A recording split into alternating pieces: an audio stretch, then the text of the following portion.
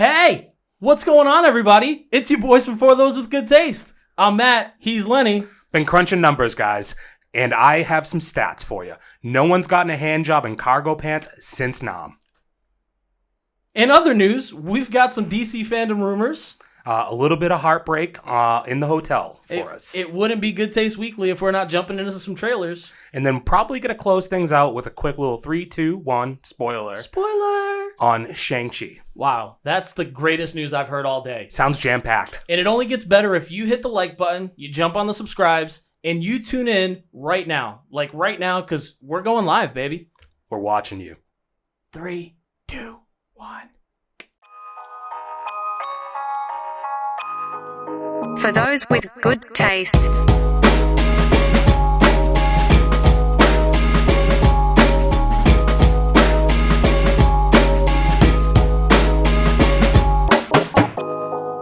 Matt, what's the saddest song you can think of? What's the one with by Aerosmith?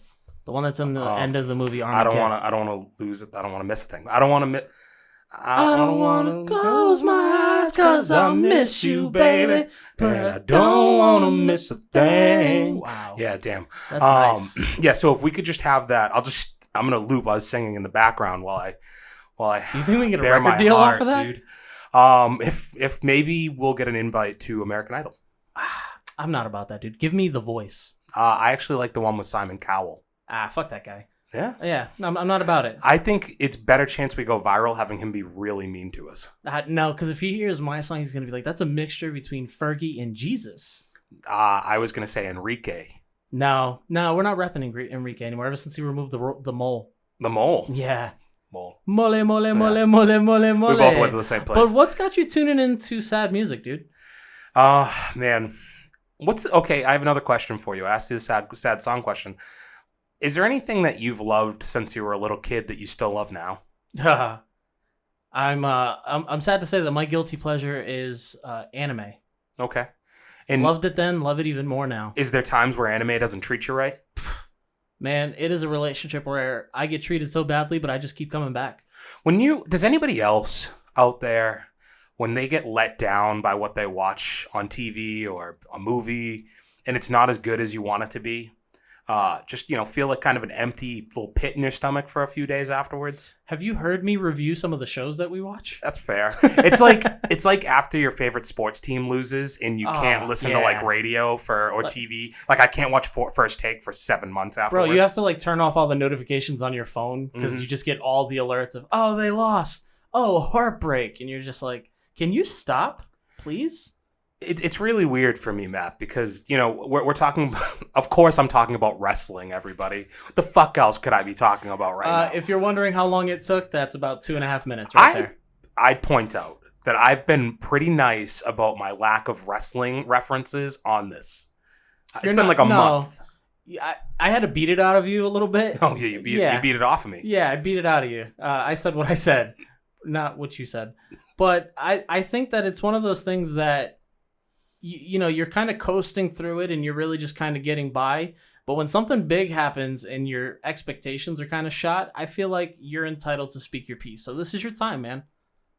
So AEW had their event All Out, which I'm still convinced it's all in. But, no, it's all out, dude. We've been having this conversation for a year. Yeah, well. Like, we've been recorded, dude. This is a lot of, like, references to the past are going to happen on this episode, probably. I mean, it kind of has to. But... So AEW happens this weekend. It was an awesome event. Like from a review standpoint, like every match was really, really good. That's not what's got me down. What's got me down is we had 2 big debuts. 3 actually, Ruby Riott earlier. But you also had later on in the night, Adam Cole and Daniel Bryan, or Bryan Danielson, arrive on the scene. And the reason it hurt my feelings, I'm really happy to see them going to a place that's going to value them and allow them to like creatively be the guys that they want to be. They're going to have great matches because there's so much talent in AEW right now. The sad thing for me is like I've been a WWE, WWF fan since I was a little kid. And for the past, I've known for 10 years now that like the older and older Vince McMahon gets, the less and less the product's been good.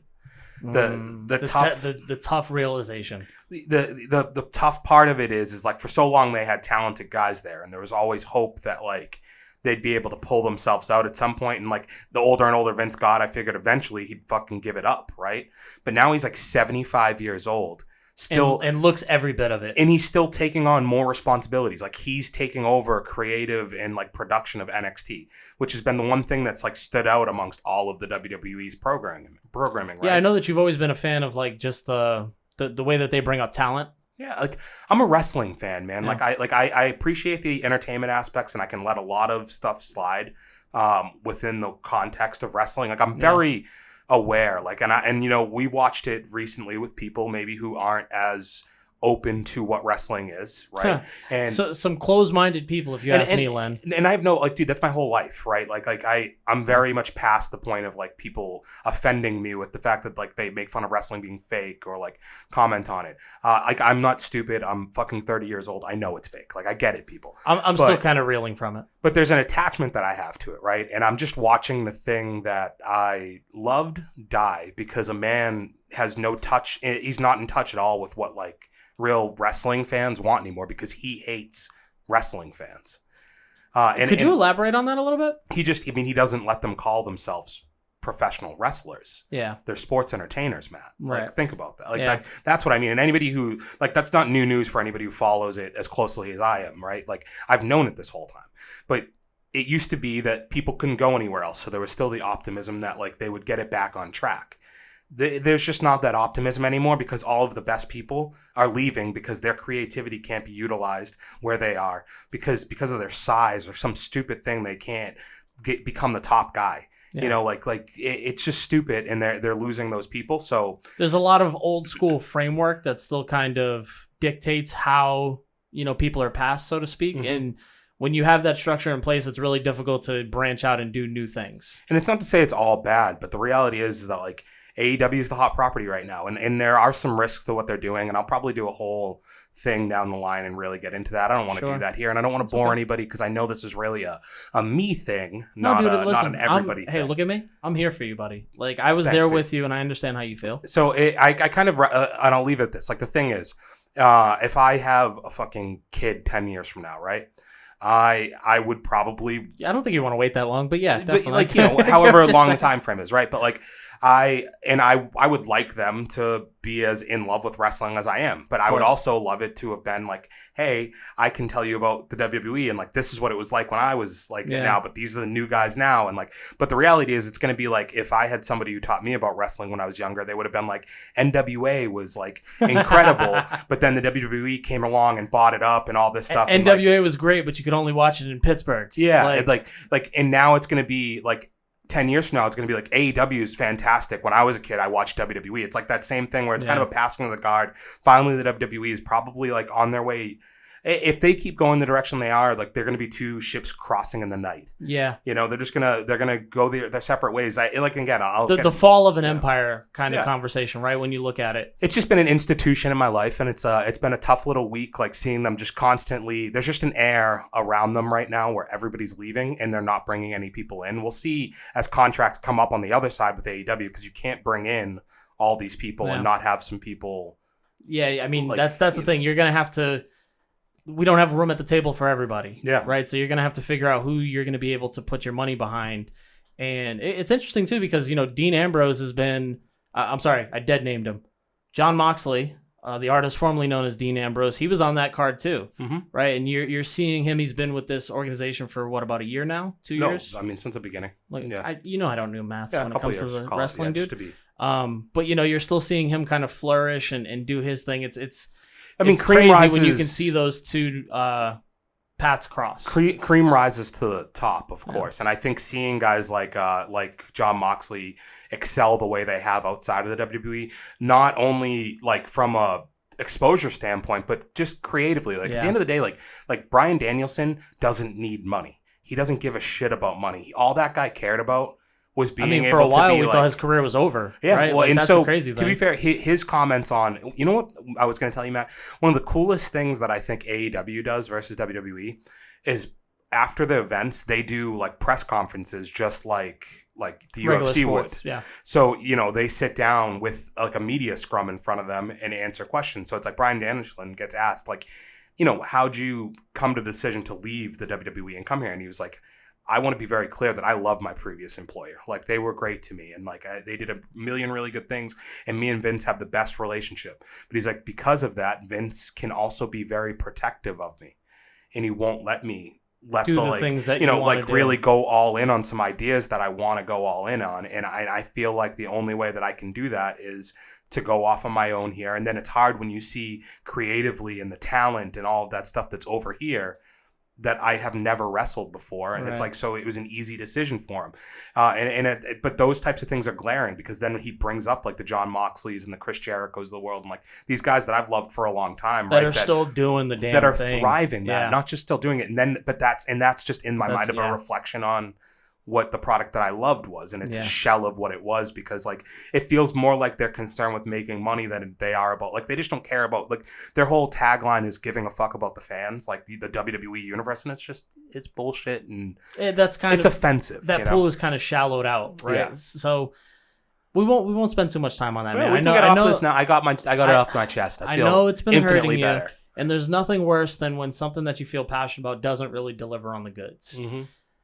If anybody else like has, like Matt said, like anime was something for him, or if it was a sports team, or like, is there anything that anybody's loved like forever, and it just, like anything else, they're gonna let you down from time to time, and like, how does that feel? Like, you don't feel good, right? No, you never feel good. And I would even like ask, like, what's your remedy? Like, how do you get out of that funk? You just gotta keep riding the horse. Probably gonna need something, dude. Everybody's different. Wrestling's a cruel beast. Stop. Why are you riding horses, dude? I have gone horseback riding. No, I know. It's a lot of fun. I didn't like it. Really? I've done it more than once. The last time I ever did it, though, Matt, my horse decided to go off of the trail. I was like 12 at this time, by the way. The horse decided to go off the trail and like just running, and they're like yelling and telling me to stop. I'm like, dude, I don't know. I'm having the time of my life. No, right now. I was like, I have no idea how to ride a fucking horse, dude. How do you think I'm going to tell this thing to stop? And I just remember a tree was like coming right towards me. He veered off to the side, and then he stopped, and we were good. This was a long time ago. See, that's nerve-wracking. Just because you realize once you're on that thing, like how big this beast really is, and things can go south really quick. I lived an adventurous childhood. I went horseback riding. Have you ever gone whitewater rafting, Matt? I've done that, yes, sir. I've done that a few times. That's pretty fucking awesome. I want to do it again, actually. It's up on my list of things to do. It gets the adrenaline going, dude. Like, it is one of those things. Did you ever fall off? No, my cousin fell off and lost his glasses. I fell off. Yeah, that doesn't look fun, dude. There's a ton of rocks in there. Yeah, well, like, fortunately, I didn't fall off in a situation like that, because like I think they go up to class 5. The highest I ever did was like a class 3. Couldn't even tell you. When I was younger, I think it was class 3 was the most I ever did, and that one I fell off at like one of the rough points. Now, I've done more horseback riding as an adult than I ever did as a kid. That's weird. No, I mean, when I've gone to South America, they do stuff like that down there. Burro. El burro? Yeah. That's a donkey, but I like where your head's at, dude. I would never ride a donkey. They're too majestic. But before we veer off too far off topic, Len, we can kind of revisit a conversation, and we won't do it too much, but this time last year, we were talking about the very first DC fandom. Mm-hmm. It was one of the longest editing jobs I've ever done, to have YouTube be like, go fuck yourself. YouTube was not having it, dude. Yeah. And that's why I thought it was funny, because when I look at what that conversation looked like back then, a lot of it was very video game heavy, right? Yeah, like there was a lot of focus on the video games coming out. And we've gotten none of them since then. It's like you're reading me like a book, buddy. Because there's a lot of talk about all these teaser trailers that are going to come when DC Fandom arrives in October. There's talks of Black Adam. There's talk of The Flash. There's talk of Aquaman, The Lost Kingdom. We got a new... did you see his new outfit? I did. I saw both. I saw pictures of both outfits. This is where me and you differ, because I know you've actually have like a lot of comic book experience and knowledge in your life, and I have little to none. Like I've read comic books or graphic novels, but not enough to have a vivid memory. Is this an outfit that is a costume that is? If I'm not mistaken, this is his, like, before he becomes the king of Atlantis. He kind of goes through like a little bit of a rogue phase. It's all black, right? Yeah, it's all black. But then the photo that I saw of the second outfit is like the actual King of Atlantis Aquaman outfit, where it's like orange and gold up top, green on the bottom. Well, that he had at the end of but was it Justice League he gets that in? Or? No. At the end of the No, in the end of the Justice League movie, he just has it's like a new suit. I just feel like at some point I'm not crazy. Yeah, right, he that has I a saw suit, him but it's in, not like the the one that we're used to seeing from like the comic books or anything that you've seen animated. This suit's a little bit more along those lines, but I'm curious to see what the storyline looks like. Suits are cool to me, but oftentimes we get so stuck on the suits that those suits, maybe you see them for a second. I remember everybody was freaking out over the black Superman costume. Mm-hmm. We almost never saw it until the Snyder Cut, right? Yeah. So I'm trying not to get too hyped up, but I would imagine that this is right before he becomes the King of Atlantis. Listen, I think the first one was relatively mediocre to me. Yeah. It's mostly just like a Momoa fluff piece. Dude, I've heard people go off about Aquaman, how it's one of the greatest things since cream cheese. Sorry. But I think that's because like it all comes down to placement within your universe. And like he came out at a point where everybody was still very down on DC, and he's one of the things that I think has kind of curved that negative opinion on it. Yeah, because he's a tall glass of fresh water. Well, and that's where I'm saying like if you love, and I'm just as much guilty of this, like there's a lot of movies that I'm not going to tell you negative things on just because I have an attachment to whoever the lead actor is in it, right? Like I'm not, I'm definitely guilty of it. I'll 100% admit to that. So I have no issue with people being like, I love Momoa, so I'm going to blindly love Aquaman. I'm not, he's fine. I'm not like a huge fan. Well, maybe he is fine. I was like, maybe I'm jealous. I could separate the physical attraction to the emotional reaction that I need to feel for a film. Mm-hmm. Yeah, the action in the movie doesn't do a ton for me. Maybe I have to revisit it. I haven't seen it in a long time either. It's a decent film. To say it's DC's best, I think is very hard. No, I think it's dead in the center. Like 100%. Like I think that movie is kind of.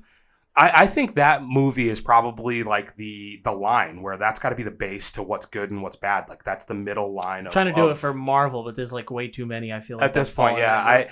Obviously as we get into Shang-Chi later, I've been thinking about like where my placement that is, isn't that? And like I feel like I have to write the whole list out again to really. And I ranked them like a year and a half with D. Year and a half ago or 2 years ago with D, and I'm sure my answers are completely different. I remember like our group having this conversation before, and it got very hotly contested. But when I think about DC fandom this year, I know for sure I want to tune in. I caught it at the end of it. Like I didn't really find out about it until you told me. Mm-hmm. And it's not till October, so we got some time. This year, so this time we got some time. Yeah, we're a month out right now. So to be a little bit more prepared, have my expectations correctly, because they're releasing a lot of trailers. They're doing movie trailers, they're doing TV trailers. You've had a whole year to work on stuff like that wasn't able to come out. So. Yeah, and you're hoping that the stuff that actually gets previewed actually does come out. That would sweeten the pie a little bit. So Black Adam is a pretty obvious one. Like The Rock's put out 1 million teaser trailers. We've seen the costume, I think. Yep. Like I'm The Flash is the other one that I think of. I'm probably more interested in The Flash. Black Adam, it's The Rock, so of course, like everybody in the world's going to see it. I just don't know what it does for me, but... For me, I kind of just hate that this is The Rock checking off his box of being like in the DC Marvel universe. Like, hey, I did a superhero movie. Here's my thing. I mean, I'm sure there is an attachment that he has to the character. Well, he looks exactly like him, sure. Do you think that we're probably going to get a Shazam 2 thing? Yeah, that's actually going to be teased as well. Yeah, I'd have to imagine that's going to be post-credit for Black Adam, probably, or if I had to guess. It would be cool to see those two come together. The most obvious thing to me, I would have to imagine, for everybody out there is, that we're looking forward to, is if we get a Batman trailer, which I'm guessing we're going to get a... Yeah, so there is talk of getting the first look at Robert Pattinson's The Bat. Do we know like the release? And it's not a first look because we've already seen a trailer from them. But I think it's like an official. It's crazy that was a year ago that we got the 2-minute trailer. So that is when is Batman Caped Crusader. But do we have a date for the? Do we have a date for the Batman movie? Don't think so. Give me a second. I'll look it up. So look it up, Matt. If I had to just give you a tip, just type in the Batman release date. There we go. I was halfway there before you even said it, so let me get some credit. All right, so March 4th, 2022. Shit. Wow, man. Still a ways out, so it might even be... we're going to get a trailer just because the DC event, Shout out to the wife that's coming out on her anniversary. Sorry, honey. Oh, shit. That's a hell of a gift. We already know what we're doing. You're giving her Batman. Yeah, like you can have him. Robert Bat. We'll take them together. That's pretty sweet. Cool. Yeah, we're going to get a trailer. There's no way we don't. Otherwise, I would have to guess we're going to get one in one of the bigger releases at the end of the year, maybe. No, it says an exclusive new trailer for the Batman is expected. So, Like I said, man, the list goes on. I mean, they have DC League of Super Pets. Can Doom anybody Patrol. tell me about the DC League of Super Pets? Like, what's up with that? Dude, Who's in it? I don't have enough time in this episode. Okay. Just give me one character. That was my out. Fuck. I was trying to. All right, well, I was trying to to keep find that a way going. out of here. Dude. Oh, yeah. You were supposed to be like, no, you're right. We don't have enough time. And Peacemaker is the John That's the Cena John Cena spinoff guy, yeah. TV series. Yep. Is that what that is? Mhm. Right? Yeah, because they're pretty much launching. They're already in season 3 of Titans, but they've supposedly already filmed season 4, and that will be teased. He's gonna show up in like that. No. Universe. I'm saying all of their shows are going to be refreshed, and all of those trailers are coming out for DC Fandom. So you've got Doom Patrol, Harley Quinn's animated series, Titans, and then I think The Flash also has a new TV series coming out. The Flash, what I am interested in seeing as far as the TV universe of the CW, which ever since Arrow's left, I haven't actually followed any of it, to be I honest have with not, you. dude. Barry just keeps messing with the timeline, dude. Yeah. I'm over this shit. But I heard his crossover, the next big crossover event is going to bring back Mia Smoke. Ooh. So I am, I'm Hey, there. Like, that's just listen, not even a dude, conversation. You just said dude. the only thing I needed to get me back involved, bro. Yeah, because I mean, they tried. For those of you who don't know, they tried releasing they filmed a pilot for the Green Arrow and the Canaries. Yeah. And it just Never didn't get happened. picked up. Yeah. Probably who knows if it wasn't good enough, if there wasn't enough interest. But this is kind of a second attempt at a soft launch for that character, and see if people are interested. I think she just did a great job with her character. Yeah, I think she like her in deserves some general. time. Yeah, absolutely. But there's also Young Justice Phantoms. Did you ever watch Young Justice animated? I Animated have. So funny enough, Young Justice is another thing that if you went on my Vudu account, You own it, but I haven't I actually own finished it, it. and I've seen like some of the first season. Oh, it makes me sad because that's actually a DC doesn't miss with their animated stuff. And this is it's another one of those. in that Young Justice was a Hay Archer recommendation to me. Was and, it? Yeah, he loves it, of course, and he definitely got me to watch it. I'm just the worst. Like, I agree. There's a reason that you man know. holds a place in my heart, and it's because he also recommends things to you that you just refuse to watch. So that's cool. So a farewell tribute to Supergirl. That's getting canceled, or damn, I didn't know that. Yeah, it's not getting picked up. Hmm. And I think it's the same thing for Legends of Tomorrow, isn't it? Like, I this would've is their thought they'd final be done by season. now, Yeah, yeah. dude, they are trudging along. I haven't watched a single thing, but I've seen all the negative. I mean, they're at like 100 PR that they episodes, get. so good for them. Yeah, I mean, well, what's that? 4 seasons? No, they have more than 4 seasons. Well, because it's usually like 16 to 20 episodes per season now. I don't know about that show because that show I think has had shorter runs Oh, for okay. some of well, its stuff. shut I'm up. not. Let me stop 100 hating, dude. I think it's more. It's got to be more than 4 seasons, though, Matt. Right? It's been out for like 6 no, years. yeah. Now 7 that I'm years thinking now. about it, yeah, it's got to be closer to maybe 7 or 8. If I'm being honest. And then look, the video game reveals for Gotham Knights and Suicide Squad. So hopefully we get real gameplay trailers now for both of those. With it being a year in the past, and I don't want to. It's not a bad thing that we haven't gotten those games. Like, I don't want them to rush them out and just have them be shit either. No, make them great, and I'll be okay with the wait. Mm-hmm. Look what I did. You see that? You're It was nasty, dude. you're a fucking killer on the mic, I'm a bro. poet, and I didn't even know it, bro. Yeah. But do you think it's time that we give the people what they want? If you're talking about trailers, yeah. Yeah, that's Yeah. exactly what I'm talking about. Come on, Talking about dude. trailers, yeah. I mean, I feel like sometimes it's the only reason why people show up each week. So Jackass Forever, Matt, you loved it. I felt like a kid in the candy store while I was watching that trailer. Mm-hmm. We did trailers a little bit differently this time. We got to enjoy it on the big screen. Was that the first time you saw the trailer? That was, yeah. Okay. Did you not enjoy the trailer? No, I mean I enjoyed. Obviously, like this. You just think I enjoyed it a little bit too much. I've seen it a few times now, Okay. so it wasn't That like was the my first time I first saw it. viewing of it. I'm also, I fucking spend too much time like reading behind the scenes shit on everything. So Yeah, that's very true. I've read about the issues they've been having with BAM. Oh, well, see, and, I've chalked up on that because it's gossip. You know, I love me some gossip, dude. So between that stuff, I know I had already known that Johnny Knoxville almost died filming it because he gets speared by a fucking bull. Gored. Yeah. Big time, dude. Like, the way he flips just doesn't look good. Listen, they have the antics turned up to 100 still.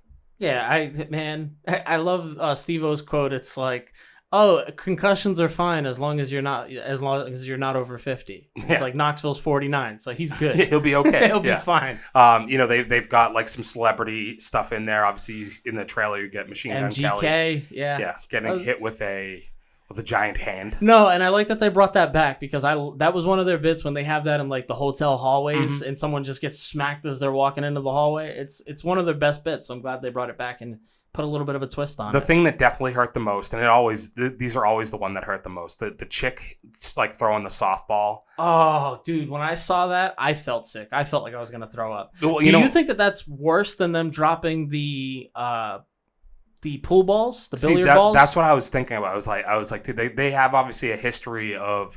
They did it with more than just that, didn't they? Do it with like watermelons at some point too? So they've done it with a lot, but I'm thinking but one of the pool ones balls was like that really because fucked I thought somebody that they up, did right? bowling balls, but they didn't do bowling balls. They actually did bowling into their nuts. That was a different one. Yes. But when they were dropping stuff off of the roof, the one that I remember being possibly the worst with the way that it hit his leg was the billiard balls. Yeah, because that one is it Knoxville who takes it on the leg and it like really fucks him up. Oh yeah, he's wearing a pillow helmet, and none of them hit him on the head. They all hit him like in the worst part of the leg, and then the one that he catches on the nut, it's like. Because I also wham, remember dude. them having the game where they all sit down with their legs spread and they That's enough. Yep, the football. yeah, they're They'll do it just with the trying to football. throw it at each other. Yeah, Listen, man, the guys obviously are very talented at doing this shit, and I'm glad that they brought it back. is it a talent? I think it is. Is it? Yeah, it's just like the karate guys who you can kick them in the nuts a million times and they don't feel pain. So I mean, like that's like your body's like trained for it. Like Yeah. war of attrition. Yeah. You don't think it's a war of attrition with these guys? Did you fall in love with like Jackass like we all did when we were? I mean, when do you think that came out as far as our age? Were we like 14? Bro, no. Jackass came out way before that. I don't. Think, I remember watching Jackass as like a 10-year-old and 11-year-old. I don't think so, man. This is why we I have genuinely the don't think Googles. because I think CKY was more around the time when I was 12, 13. Jackass the TV show doesn't feel like it started that early. 2000. I was 10 years old. I was 11. Yeah. So yeah, Fuck. nailed it. Because I remember watching South Park and then immediately turning it from Comedy Central to MTV and then going For to sleep. And Jackass. it was always on Jackass. Always. Remember when they fought? Was it Butterbean in the? That was Johnny Knoxville who fought him, Yeah, right? Knoxville fought him in like a clothing store. Yeah. And one of the punches catches him and he ends up hitting his head on like where they're selling jewelry and watches. He like fucks him. He knocks himself Splits out, him doesn't he? Yeah. up, dude. That's one of the goriest scenes because you see them actually have to stitch him up, and it's like, oof. To answer your question, because like, see, so when to piggyback on what I was saying, go ahead. like, so growing up in a small town full of Idiots. crazy white people. Sorry. They all just mirrored what they saw on fucking TV. So we had just people running around here filming themselves like in shopping carts being pushed down hills. I had friends who jumped off like the parking garage at the mall. See?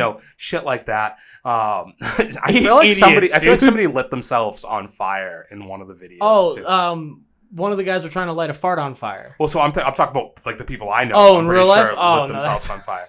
See, this is why they say this is done by professionals. You don't try this at home. Yeah. And people always try this shit at home. Because like CKY is the one that and I don't know if you ever watched those. Like that's what really got a lot of us into it. Is like same cast of characters, but it was just like home video style. And this was before they went Jackass. Yeah, and they just put them up online, and it was just chaos. My favorite shit was them driving next to each other on the road in the back of pickup truck beds jumping from bed to bed. Like, my those ones favorite were nuts. ones were when they would take bikes and just try to jump random little bodies of water, like little lakes and streams. Yeah. And I've never seen one of them jump over it. No. Not once, Lenny.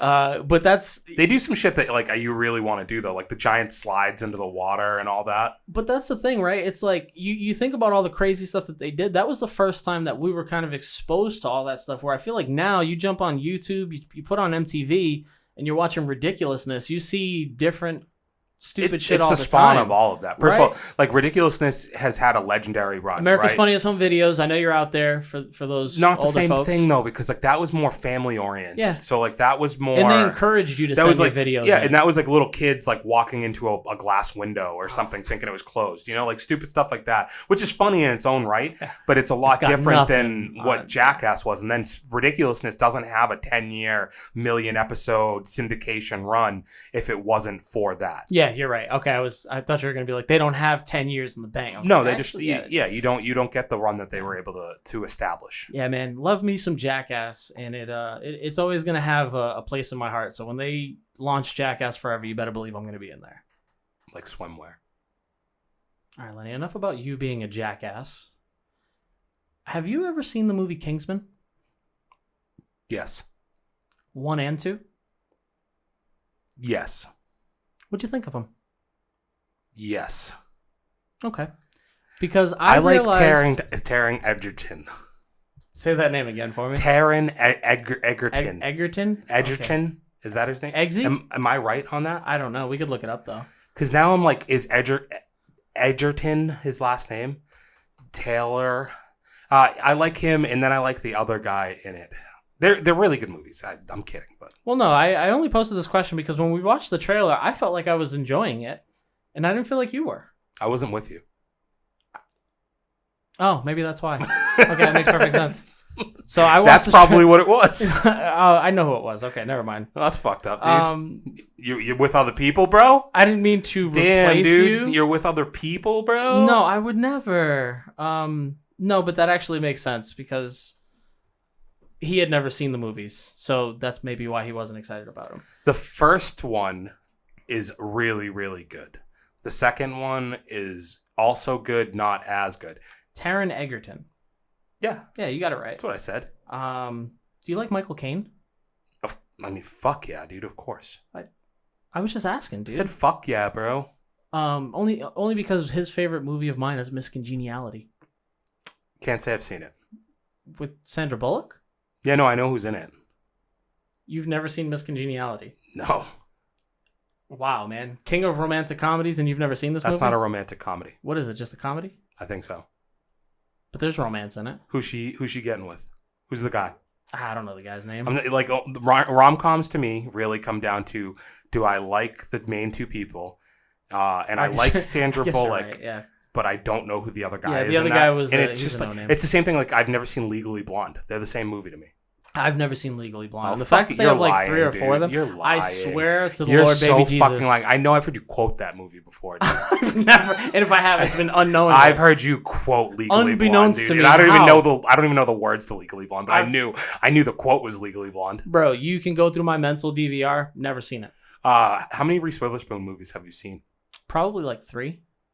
I can think of 2 off the top of my head now, but I can't. Can you name them right now? Yes. Which ones? It would be Cruel Intentions and Home Again. Nope. See, now that you're asking me, I can't even think of the names of the movies with Reese Witherspoon. that Oh, I've seen. and Sweet Home Alabama. I just got you. Okay, yeah, I've seen Sweet Home Alabama. I just got you 3. There you go. You got me 1 because that's the only one that I've seen. Wait, Of those 3, I'm upset. why? Cruel. Have I seen Cruel? Who's in Cruel Intentions? Ryan Phillippe, Selma Blair, Sarah Michelle Gellar. I think I have. Dude from Save the Last Dance. You know who I'm talking about? Dude from Save the Last Dance? Yeah, I know who you're talking about. That came out in 1999? Yeah, and it's actually offensive to me that you haven't seen it. I have seen it. No. I've seen nope, Cruel Intentions. Nope. Dude. I don't believe you. I do not believe you, dude. Yeah, you can't dude, just Joshua it's got Jackson's in it. Sean Patrick Thomas, dude. Joshua Jackson, dude. You've never seen this bro, movie. it's got Eric Mabius, bro. I've seen this. Shut the fuck up. So you know what the most legendary thing about this movie is, Matt? Yeah. What you might have seen, but you haven't seen the actual movie. Did you ever see the MTV Movie The Awards? MTV Movie Awards. Yeah. Where they won Best Kiss. They won Best Kiss. Fuck you for repeating me, dude. Fuck you. I remember that. You happened didn't fucking yesterday. see it. I did. No, you didn't, dude. Yeah, I did. All right, man. then don't repeat what I said. Just It's tell me probably what it one is. of my favorite movies that came out in 1999. What's the plot of the movie? Oh man, it's about somebody who has intentions who are very cruel. Now you got me. Fuck. Specifically, a Fuck. chick. Like she has the guy has. There's a lot of people with cruel intentions. In Yeah, this. it's holistically everybody's. Can got cruel somebody intentions. out there just tell Matt that to have lived in a world for the past 22 years and not have seen Cruel Intentions, Dude, it's got but swoosy- do a podcast with me and talk about fucking movies every week is just insane. Bro, it's got Swoosie Kurtz, dude. Dude, you don't. I know Swoosie Kurtz, dude. From where? A bagel place in New York. No, you don't. I swear, dude. No, you don't. I had tea No, you and don't. bagels with this lady. No, you fucking Yeah, didn't. we talked about Cruel It'd Intentions. be crumpets. If It was in the anything, summer dude. of 2008. Don't fucking lie to me, dude. It was crepes, actually. She's a huge fan this is crap. She's dude. a huge fan of Nutella crepes. No, this is bullshit. Yeah, Nutella. Okay, Nutella wasn't a thing fucking 15 years ago in New York. Nobody started using Nutella till like 2 years ago. Tell me I'm wrong. No, Nutella's been a thing for like 6 years. That's bullshit. Dude, you're 6 saying years. You're saying that the Nutella came out. The Nutella. You tell me that Nutella came out a year before the pandemic? Yeah, I think Nutella might have caused the pandemic. No. That might be accurate. No, I'm just pissed off that people keep telling me that Nutella is like this amazing topping to stuff. Not a huge fan. It's bullshit, I'm dude. actually not a huge fan. It's not good. My wife likes it, puts it on a lot of shit that I'm like, ooh. Crazy, dude. What Your fucking child is going to love Nutella. She put Nutella dude. on pancakes. I see people do that shit, dude. Nope. I've seen people put like Nutella and fucking bananas, which I think it's weird that people eat bananas with pancakes. I think it's weird that people eat bananas. That's a good point, dude. Yeah. But potassium is important to old people. You can get it in a pill. Really? Yeah. You can get a lot of things in a pill. It sounds like that'd be a big pill. It's not the only like big a potassium pill feels like it's like a chalky white pill. Why is potassium the letter K? Huh? On the periodic table? Is it? Yeah. Just How do you letter not know K? that, dude? How are you doing a podcast with me and you don't know big science that guy, dude. potassium is the letter K on the periodic table? Dude, because all the years I've known you now, you've been a big fucking science guy, dude. Tell me what makes ice, Matt. Water. That's a good point. Come on, dude. You're not. How do you make it, dude? What's the temp? You freeze it. At what temperature? Let's go, baby. What's the temp, dude? Celsius. How do clouds form? Precipitation in the air. That's a good point. Fucking nailing it, dude. Come on. Dude. Tell me about space then. Remember when I told you I didn't know my dad? Bill Nye. Yeah. Yeah. He raised me, dude. I was on that show every single day. Bill Nye came into a little petri dish. That sounds disgusting. And you're saying I was the result? That would explain the smell. Dude, you do smell bad, dude. We got into this before the podcast. No, bro, I sweat, but I don't stink. Well, unless it's been for a few hours. You're a stinky bitch, dude. That hurts me that you say that. Oh my god, I didn't know I was doing this. Can you put your bottle on the fucking coaster, Sorry. dude? Why do we have them, dude? I think you actually... What are we in a barn, dude? Wow. You know what? It's offensive that I clean this table and you talk to me about where I place my coaster. Fuck you, dude. Bro. I'm gonna have you fucking talk down to me, bro. Do you think the classy motherfuckers in the Kingsman would have rings on their table? Well, the only reason why I brought this up in the first place is I was really excited about The Kingsman, which is the newest installment of the franchise. Which is also like an old installment because it's a prequel. It's a prequel. Yeah, no, I know what I did. That's why I didn't say it's a sequel. I enjoyed the trailer. Yeah, it's fine. But it is like a new look on the series. Like, you're not getting any of the characters that you had before. So it gives them an opportunity to start fresh. That is a good point, Matt, to where probably a little bit of my lack of excitement comes from is that, like... Yeah, you lose Eggsy. Yeah. And that his charisma is what made those movies so good. And like, it really launched a little run there where he was doing a lot of great stuff. And like, him as Elton, obviously fantastic. Man. A lot of people don't like the Robin Hood movie. I enjoyed it. Yeah. Fuck, Nailed it. Doing that to me, dude. What are you... Oh, wow. Reading my fucking lips every time, dude. Dude, we're 2 pages in the same book, bro. Except I'm the epilogue and you're the prologue. Yeah, because I'm bigger. I don't know if that is like a rule of thumb. I don't know. You want your prologue to be big? Which one comes first? I'm not sure. Well, you probably came first. Is it the prelogue? I feel like we should know this. I'm an avid reader of audiobooks, so I should know the epilogue. Aren't we all, dude? No, man. We all? The Kingsman, I know you're not super psyched about it, but I'm pretty psyched about it, and I think it's going to be a dope-ass movie. At least I hope it is. My expectations have been broken before. So you want to do the Kingsman, and then you were like, let's talk about King Richard. I see what you were trying to do there before I shot it down. No. I just put it in the order of trailers that we were going to discuss, and I thought that you would like the opportunity to talk about how Will Smith just completely overshadows the achievements of Venus and Serena Williams. I can't talk about Will Smith without thinking about Scientology. Yeah, it's weird that everything...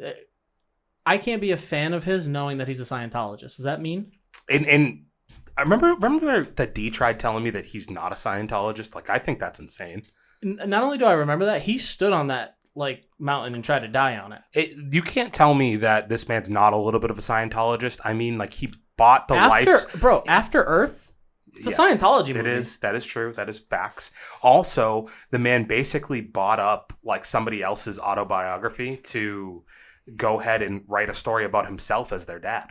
Really weird. And then, like, I've never met Venus and Serena's dad. What is up with your chair right now? Do you know? It's doing weird sounds. Yeah, I don't. I've never heard those noises. I was hoping you would just cancel it and we wouldn't bring it up, but yeah, I know. it's It's like it was like in between what you were saying. It was like. I'm being like heckled by my own chair right now. It's probably your cushion that you got to try and make it so you don't look shorter than me. Got outed on my butt cushion. FYI, step stool, motherfucker. D sat on my butt cushion and I'm not okay because I didn't give consent. So hashtag not your butt pillow, butt cushion. Yeah, that. These cheeks ain't for you. These ain't your cheeks, bro. Hashtag stay off my cheeks. Yeah. D, get off this man's cheeks, bro. No, man. I haven't met Venus and Serena Williams' dad, but the way that he talks in that movie, I would be offended if I were their dad. I think it's fucked up that you watched this trailer. Man, I'm boycotting, dude. I wasn't gonna close my eyes on the trailer, dude. And plus, I support Venus and Serena and everything they do. But so this isn't about Do you think them. they signed off on this movie? I mean, I imagine they had to, but like, how much money did Scientology have to pay to get it made? Do you think Scientology's got dirt on Venus and Serena? Well, I think they have dirt on all of us if they really want to. You're a science guy. Scientology ain't got no dirt on me. I'm putting this together, dude. You're a science guy. We're talking about Scientology. I'm a science guy, not a scient guy. But I've been getting a little Tology fan vibes from you. I think L. Rod Hubbard is a lame-o, to be honest with you. I don't know any L. Rods. I know a Chuba. Yeah. Chuba Hubbard. I'm pretty sure it's pronounced Chubba. No, it's Chuba. It's Chuba? It's Chuba. I would have loved Everybody's been saying it wrong. I wish it was Chubba. He's Chubba Hubbard to me. It's Chuba Hubbard. Did you draft him in any of your leagues? I might have in one. Chubba Hubbard, I would get it just to try and change the name of my team. But no, man, Will Smith's not getting any love over here. What would you use for it? Like Chubba Bubba Gum? Don't put me on the spot, dude. Chubba Bubbalicious. This would take time. You don't just throw out random fantasy football names. See, this is why your team name is what it is. I'm a Chubba Chaser. Chubba Chase is actually a good one. Chubba Chase? No. No? All right. Sorry. No. Yeah, whatever. Although I do have Jamar Chase, so that works. I don't... No, we're getting off topic, dude. Okay. Only because I don't... What in the fuck has changed? It's not my chair. It's yours. Are you sure? Yeah. I haven't moved. Yeah, really weird that we're this just is good looking radio. For sound. This is good radio, dude.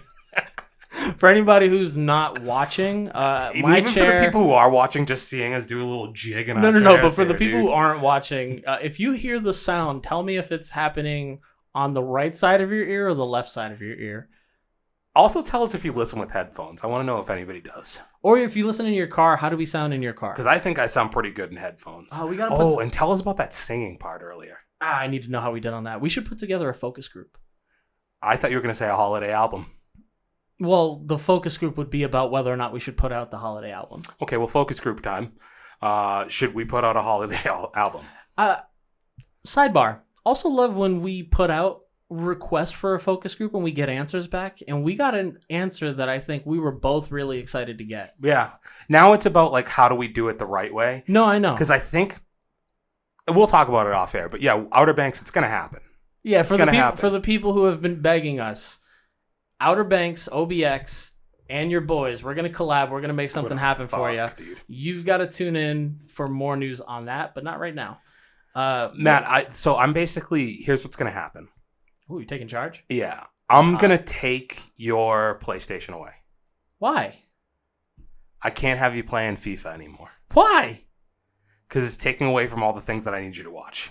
Why? Because now it's Cruel Intentions. I've watched Cruel Intentions, dude. Motherfucker, this is top priority right now. I'll call my mom right now. We watched it together. Do you want to introduce a new character onto the podcast? No, not yet, man. Our listeners are not ready for my mom. And honestly, my mom's a listener. She's not ready for my mom. You know what I'm saying? So it's Cruel Intentions, then seasons 1 and 2 of Outer Banks all over again. I'm already halfway through season 1. Hold on, dude. Then we're getting into what else was there that I wanted you to watch? Daylight featuring Sylvester Stallone. That's on the list. Yeah, why was that on the list? I don't know, because it's good. You keep trying to torture me, dude. I watched this week, Matt. You also said the first 2 installments of Twilight, and I was like, no, I'm not doing that shit. I did not say that, dude. I would not make you do that. People know. I have not seen those movies in a year. You heard it here first. He is admitting Hill. And I can't with you right now, bro. And then the other thing was I watched Lethal Weapon 4 this week. Oh, yeah, we were talking about Lethal Weapon 4. And it's just great, dude. And we're going to watch those. No, I know, but you were talking about how much you hated the fact that you could tell the difference between the stuntmen and the real superstars. Which I don't know why I'm upset, because it was like the year 2001 and Mel Gibson was did in you it, expect but- Danny Glover to be doing front flips, dude? Well, no, I'm actually, I think he might not even have a stunt double most of the movie. It's really just Mel who does all the stunts, and it's like he just has a stunt double the whole time. That's because Mel was right in the passion. He had to conserve his energy. Makes sense, dude. You know? Don't get, like, the cast in that movie. Bon appetit, dude. Spot on, dude. It's great, dude. For the passion? I was talking to somebody, yes. I think that movie's still, like, top 10 most profitable of all time. That's people's guilty consciences. I think people are just masochists. Really? Yeah, they just want to see that guy get, like, the shit kicked for their out of him. sins. Yes. Like, knowing that it was for me is what made it hard. That's what got you off about it, huh? That's what got me He's off doing this for me. So much power. No man should So have much all that passion, power. Matt. For all that. So much passion, dude. What have you done to me, dude? You painting me out to be a passion lover, bro? Dude, while we're filibustering here for a bit, Matt, Is that what we're I've doing? had like this topic for the past 3 weeks that I wanted to talk about. What's that? It's amazing that the Kingsman's got us here. Thank God for that. I went to the bathroom when I was in Tennessee in a unisex bathroom. You went the bathroom? Yeah, like when I took a piss. Okay, you went to the Are bathroom. you taking a piss on me right now, mate? I'm taking the pisser on you, dude. Are you taking a piss on Because me, you mate? said I went to bathroom. Sure. Like, bathrooming is a verb. It is. It's not. No. What do you do when you're in the bathroom? The bathroom. No. There's either a number or a digit. I feel like you're taking a piss on me right now. I am a wicked pisser kid. I don't like that. Get at your dude. boy. But either way, unisex bathrooms. How do you feel?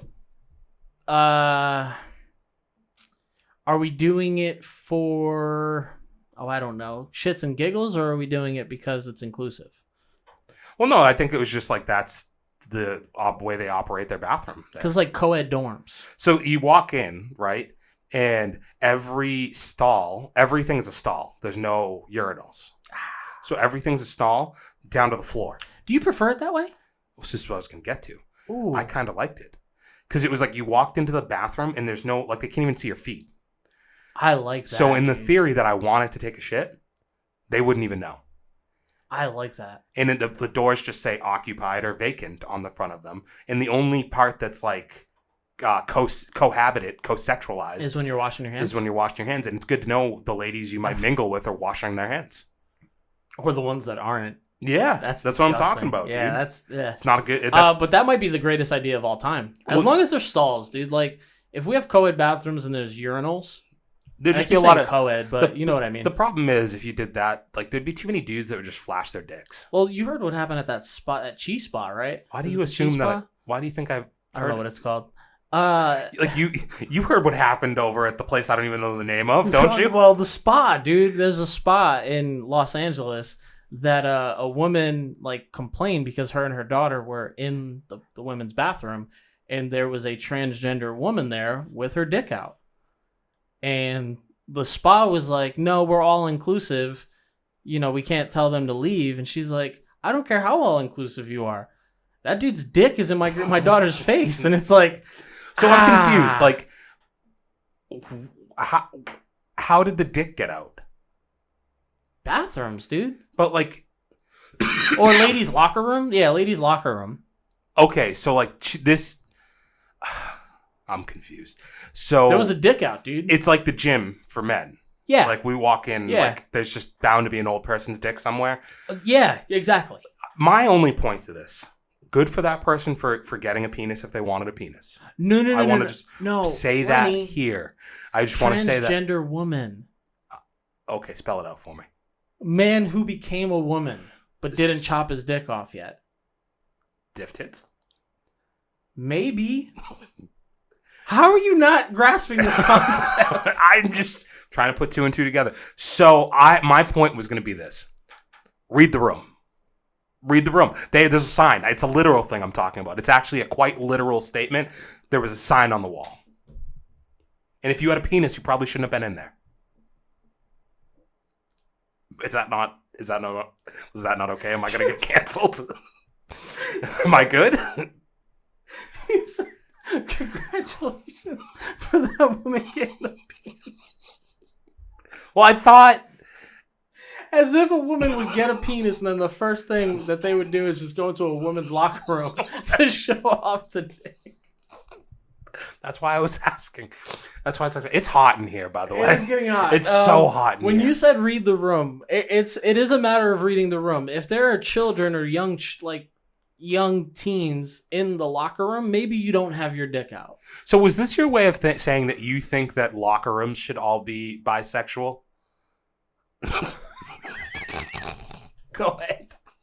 Co-ed.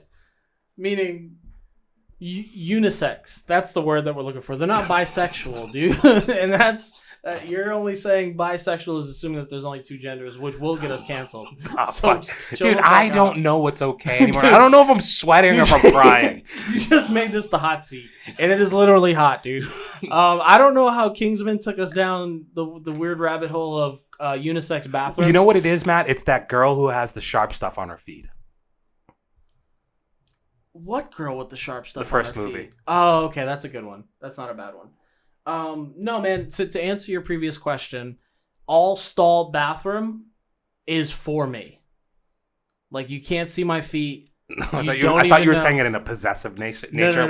Like It's they're all for me. like they're No, all for me. No. Yeah, like you can't have them. Sorry, I'm for it. Okay. I think we should have all stall bathrooms, no urinals.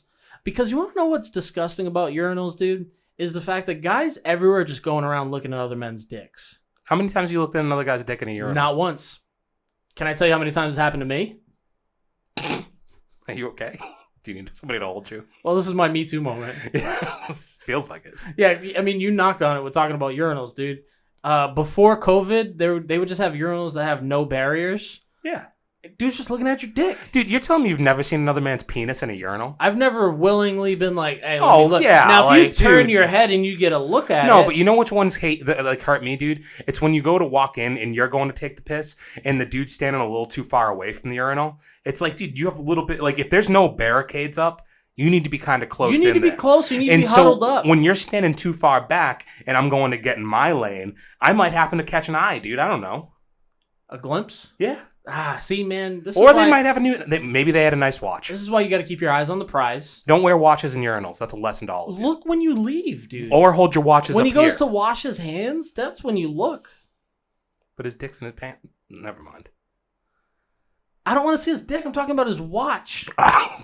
Jesus. That makes sense. This is why D is uncomfortable sitting on this side of the table from you. That makes a lot of sense. Because he has to look in your eyes and know that you're physically attracted to him. Don't stand next to me in urinals. It's a little bit off-putting. Newsflash. But now we know. I'm looking at your watch. We'll put it to the chat out there. If you're friends, like you've got good buddies, are you guys looking at each other's dicks? This was never a conversation of looking at your friend's penis in a urinal stall. That was never the conversation here, and I don't want to turn the conversation there because that's going to be the soundbite that gets taken from all of this. I was saying hypothetically anybody's dick was in there. Lenny likes looking at penises in the urinal. No, I'm just saying I've seen them there. What's the timestamp?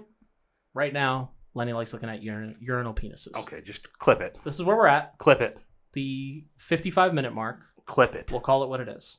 Yes. Yum. This is all taking a really strange trip, Lenny. I have more things that I could bring up. I saw a guy in a Predator mask on a motorcycle. Do the math on that for a second. Was that his helmet? Yes.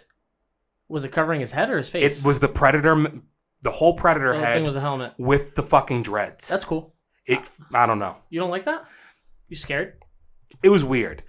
Matt, I'm not scared. I think that that's the real Predator. But what kind of guy is doing that? You know what I mean? He was riding a Harley down the road in Tennessee with a fucking Predator helmet. That actually sounds even fucking cooler. I thought you meant a crotch rocket. But if he's on a Harley, that's even better. It was a beefy ride. That guy's killing people. That's what I would imagine. With swag, you mean? No. Yeah, that's what I mean. People are looking at him and I can't handle it. It looks too cool. It's also weird that how big was that helmet? I've never brought this up to anybody else either. I don't think anybody else noticed it when I was there. And I was trying to snap a picture, but my hands were full. You couldn't get the words out? That would be if my mouth was full. That only happens in urinals. And we've come full circle. Literally come full circle. Yep. Petri dishes. My only concern would be how big is that helmet? You know what I mean? Like, This guy had a big dome. see, that's the thing. Cabeza. My apologies. Yeah, careful, dude. You don't want to discriminate. Because then I would wonder, like, that's got to be really heavy to hold on your head. His neck looked strong. His neck game was strong. We're going to ask a friend of ours who drives both a Harley and a crotch rocket and see if that's something that he would want to wear. He's part of the A-team. Yeah. He's too small. Which is why I think a Predator helmet would look hilarious on We him. do know another guy who rides a motorcycle. Maybe we find a cheap Predator helmet for him. On Amazon? Yeah, I mean, how much can those cost? $20. Oh, here's an idea. Hey, Archer, think about something for a second for me. Remember when you used to make all those costumes and such for your Cosplay. yeah, those things for what Don't are be those things? disrespectful, Conventions. For the conventions, you remember those? This isn't disrespectful. This is a real question. Careful, bro. Is there a way that you could make as a helmet that looks like a Predator head? I would hope so, dude. Like, we need it at this point. What color was it? I mean, it looked like the Predator. No, I know, but have you seen like AVP? There were different color Predators. I know it's a racial thing now. I'm talking like the traditional one. How is AVP racial? Well, no, you said like what color they are, dude. No. Like their masks were different colors. Anyway, I digress, dude. It doesn't matter.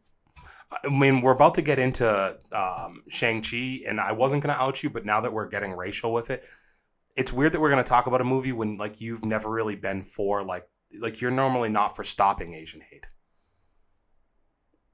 What the hell are you doing right now? I just said I love anime. Yeah, well, yeah. I don't understand how That gets you a pass all of a sudden, dude. No, but the fact that you said I don't stop Asian hate, like that's a serious accusation, my man. I've tweeted against it. I'm just trying to take the heat off of my stuff about the bathrooms. And No, such. dude, you took a hard turn. We're gonna have to pause on this one, dude. Scrub Pause. that. Yeah, You need a me to hard cut? pause. You need me to cut that, dude? You have a Yeah. line. You have a line about me looking at people's dicks in the fucking bathroom, dude. That's not me. You being racist. That's you being accepting. People are gonna be like, "What has the last 15 minutes of what I've listened to done?" Is this that moment? You know, Billy Madison, Matt. It's like that moment where he gives the speech and he's like, "You've now made everybody in this room stupider for having listened." He said, "You get no points. I award you no points. I award you no points." And may God have mercy. And on may your God soul. have mercy on your sleeves. Well, damn. You could just said wrong. Yeah.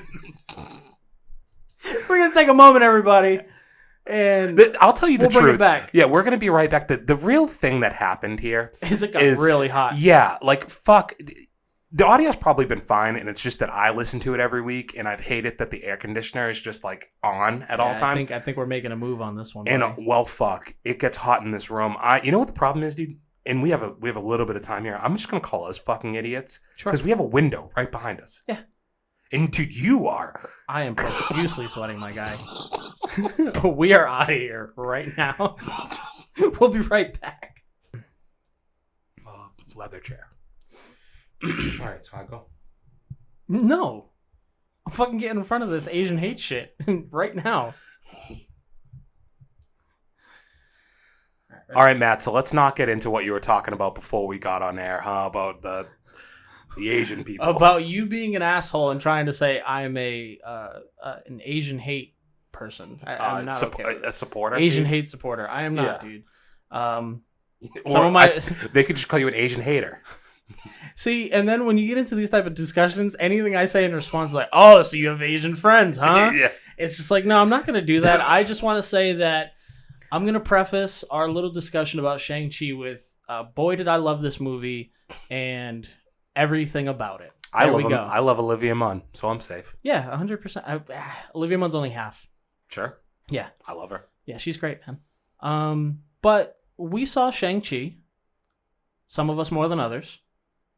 I have seen it twice. I guess Yeah, that math you see adds what I up. did? Yeah, I that got you. works. That works. And I know that we were excited to come in here and talk about it, but I know that you had some things to get off your chest. There's a few topics I'd like to get into prior to the movie itself. So, for one, as always, with specifically Marvel, and some things we didn't talk about before we got on here in our pre-pro So the discussion of theater versus home viewing, because this is an exclusive to the theater release for what? I think it's 90 days? 90 days. Is it? You don't, no, 45. Is it? Because I thought it was the same amount of time that it would normally take you to get Premiere Access. Or to get Premiere Access for free. I feel like it was less than 90, but just say 90. Like, that's a long time. See, that's why I don't know if it gets that exclusive. Either way, so it's alienated, I guess, some people into the way they'd be able to view this movie. And I feel somewhat empathetic to that. Not exactly, but I kind of look at it and I feel like this is a movie. In movies in general, I'm just can't get on board with it. Like I said, like I think seeing this movie in the movie theater aided in me appreciating and loving it. And I guess everybody sees movies differently, but I'll say this: I saw Cruella at home, and I've watched Shang-Chi in the movie theater. I think fair comparison. No, it's not to cut you off. Sorry, but like Black Widow. Haven't seen it yet. Oh, you didn't watch it at home? Okay, you didn't buy it. Okay. Yeah, so that's where I want to use these comparisons because, to your point, I do think that Disney and Marvel did you a favor by not allowing you to watch this at home right now. Mm-hmm. Well, I mean, not that they did me a favor because I was never going to. No. I'm saying but you, the people. The tough thing you say, like the issue with that train of thinking is that there's going to be people who don't see it because they can't see it from home. So that's fine. But to finish my train of thought is I think the way that this movie should be taken when it's first being released, it should be in a movie theater. Mm-hmm. As someone who loves Premiere Access and everything that it offers, being able to take in the experience at home, this is a movie that you have to watch in a theater. There's a certain scale of like a Marvel movie that I feel like you need that. Black Widow, I feel like probably would have benefited from some people seeing it in the theater versus at home. But that movie's kind of in the middle no matter what, I think. Yeah, right? I don't think it's on the same scale. The one thing I did want to mention in reference to this is I read just a headline that the Russo brothers are possibly going to be not going to be on Marvel because of Disney's lawsuit. Yeah. Yep. Which is interesting. It's interesting, and you kind of hope that they're not kind of the scapegoats in this entire scenario. But isn't it their choice? So is that what I missed in that headline? That's a good question. I have no idea because I only read headlines just like you. I cannot stop hitting this microphone right you now. And that microphone are doing the dance right now, buddy. Jesus. No, but here's the thing with Shang-Chi, and if you are one of those people that's upset that you don't get the option of Premiere Access at home, I can empathize. But what I will also say is that not having the option to watch it at home required me going out to the theater and watching it, and therefore I'm glad that I did because I felt like I enjoyed it more being able to do that. With that being said, you actually got to watch it in two different theaters. I did, and today's experience was the lesser of the two theaters that I saw it in. I saw it in Dolby Atmos for the first time. The first time I saw it on Thursday when the movie came out. That's how I'll only see basically anything that's an action movie at this point. I won't go to another theater. I only go to Dolby for it. And that's kind of, I guess it sounds like snobby in a way. No, it's an experience, man. You're getting, when you go to a theater like that, I think this is what makes me feel a little bit more strongly about why you should see it in a theater versus see it at home. I think the experience you got today was somewhere in the middle, to be honest with you, Matt. Like, the picture's fine. The audio's okay. Mm-hmm. But it's just not the same as like going, like Dolby Atmos.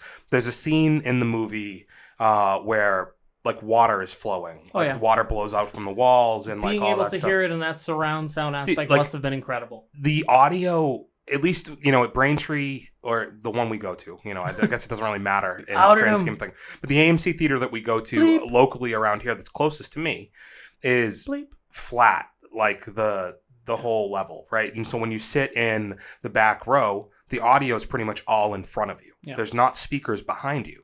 And it takes away just from the presentation of the movie versus when you go to the other one that has Dolby Atmos around here, it's surround sound. The audio's panning from side to side. So when the scene with the water happened, you literally like heard the water around you, moving around you. And that makes you more immersed in the scenario, in the movie.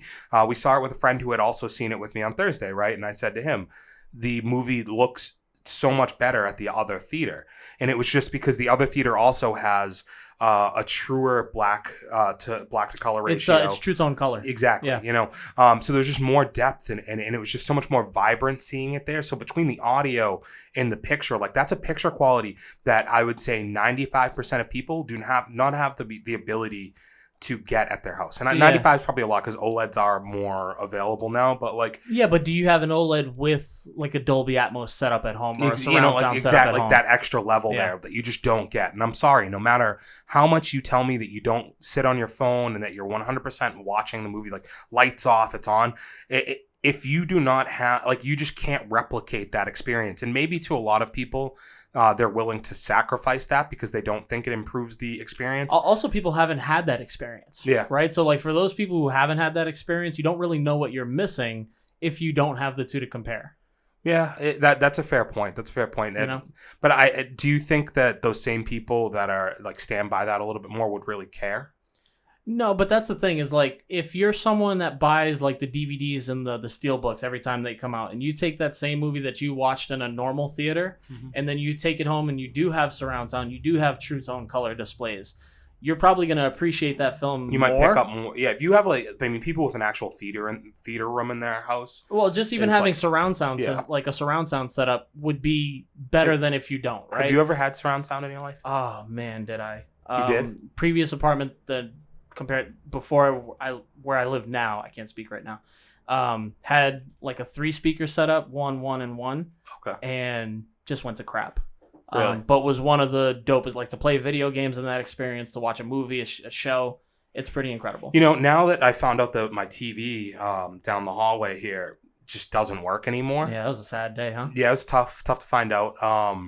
But now that doesn't work anymore, it kind of gives me an excuse to move on to something that I've wanted to do for a while. And maybe I do finally invest in some surround sound setup, you know? Yeah, because I think, you know, to your point, when you're taking in an experience like that, those films are made for that. Like, that scene is not meant to be taken in with half sound or not surround sound. It was still a great scene. I liked it. But I can only imagine what I'm missing out with like a surround sound setup. It's just a totally different experience. And I can't get away from the fact that, like, the colors make such a big difference. Like, it was something that when I saw it on Thursday, it immediately stood out to me. Like, it was like Do you remember when Avatar first came out? Yeah, I saw it in IMAX. I saw it in IMAX too. Yeah, sorry. Go ahead. But I was just thinking of that. Like, but the selling point of that movie is, like, you were seeing it for the visuals. Like, you had to go to the movies for that movie or for that scene. Like, it's the same thing with I remember around the same time period, like, it would be The Dark Knight. Yeah, that The Dark Knight was filmed for IMAX. So, like, there were specific scenes at the beginning, bank heist, when he's the hospital explosion. Yep. When he's walking away and it's like full screen behind him. Yeah, like, there's like a bunch of scenes that, like, if you don't see it in the movie theater, you're not going to get the same experience. We talked about on the top 5 with Steve, Mission Impossible. Like the scene of him on the side of the building. Yeah, I saw that in IMAX too. The wind. Yeah. It, like, makes such a difference. Even in this, when he throws when they're in the skyscraper in China. Oh, and he throws the thing through the window.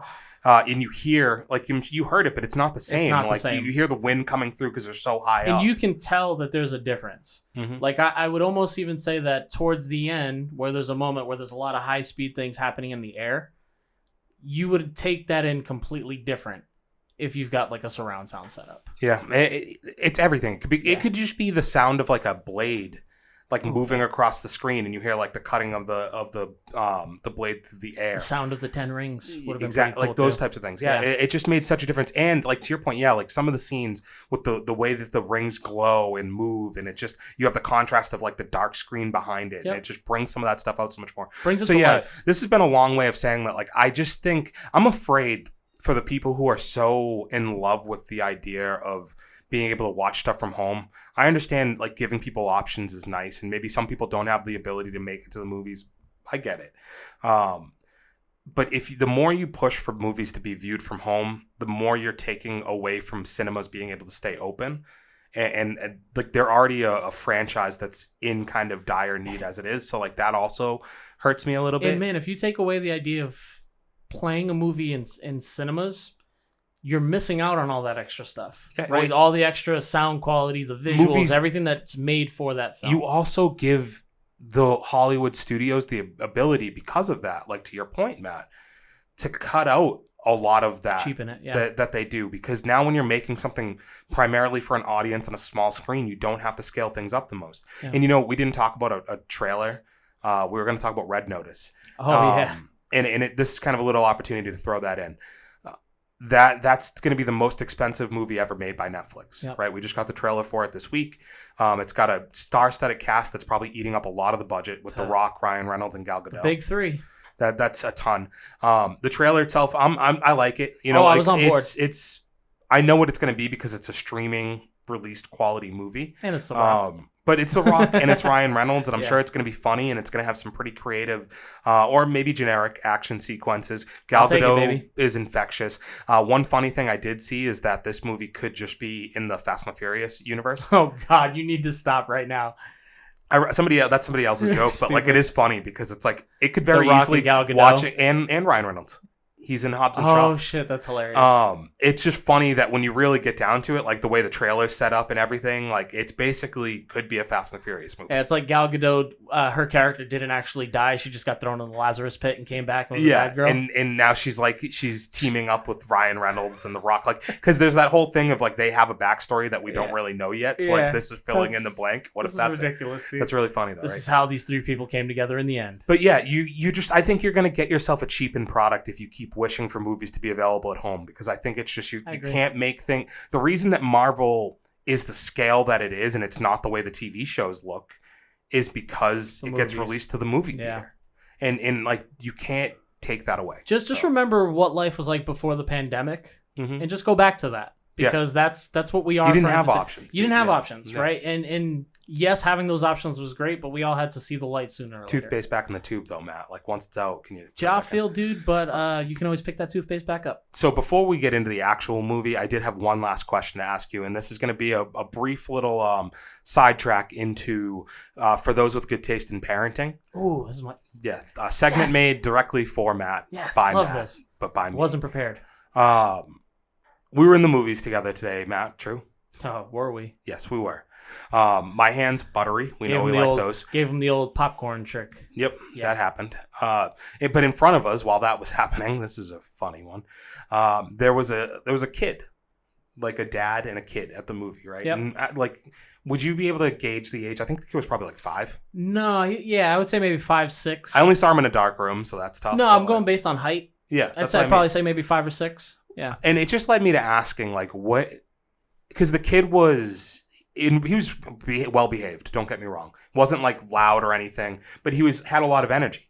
And it was just, you ask a kid that age to sit in a room for 2.5 hours in the dark, and like, you're gonna have a bad time. It's got to be a certain kind of themed movie, right? And I understand where a parent is like Marvel are kid friendly, family friendly. This was just a little different of a Marvel. It's not Iron Man with this guy flying through the sky and all of that. And I just feel like a plot. Like this plot would be a little harder to follow for a young kid. Big time.